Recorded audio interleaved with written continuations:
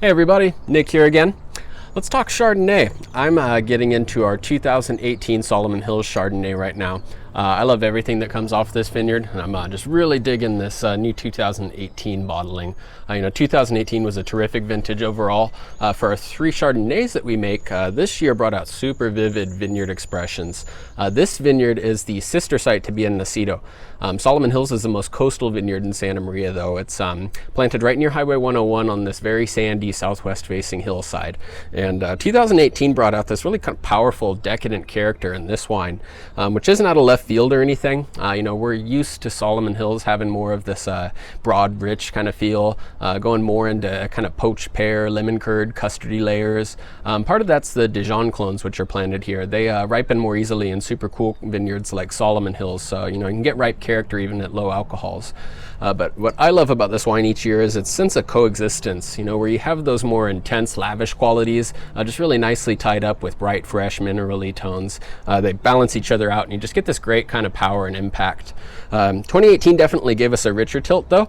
You get a lot of clarity into the site's depth. Our region really has its own expression, so it feels silly sometimes comparing these wines to Burgundy. But if you're at all familiar with Côte du Bon Chardonnays and how they're different from Chablis, that's useful here. The nose gives you elements that don't seem to appear in either of our other 2 Chardonnays. You get some of that lemon curd kind of thing that Biennacito shows too, but also the savory depth of aroma. Think of things like bear claw pastry, where you have those toasty, nutty notes, really gently etched here. There's some vanilla, some chamomile, some white stone fruits on the nose. The palate goes more into stone fruits than the other 2 Chardonnays of ours, which are kind of geared more citrusy. You get this fresh white nectarine kind of thing here.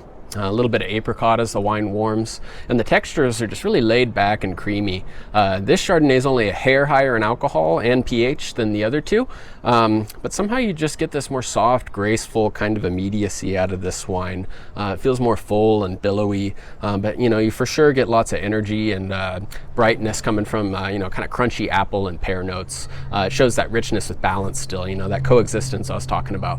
As far as enjoying this wine with food, I just had it with Dungeness crab. It's outstanding with some richer shellfish, so buttery kind of lobster dishes, scallops with beurre blanc. Some of you may remember the restaurant in Ojai Suzanne's. I worked there for a few years. One of my favorite dishes there was her roasted pork medallions. She would roast the pork with peaches or nectarines, whatever was seasonal, and then plate that with some Cambozola cheese. And then she'd pour over this mustard brown sauce and would melt the cheese into the dish. I fantasize about having that with this Chardonnay. Anyway, thank you for watching, and don't miss out on our other 2 2018 Chardonnays, Puerto del Mar and Biennacito. They're gorgeous too. Cheers.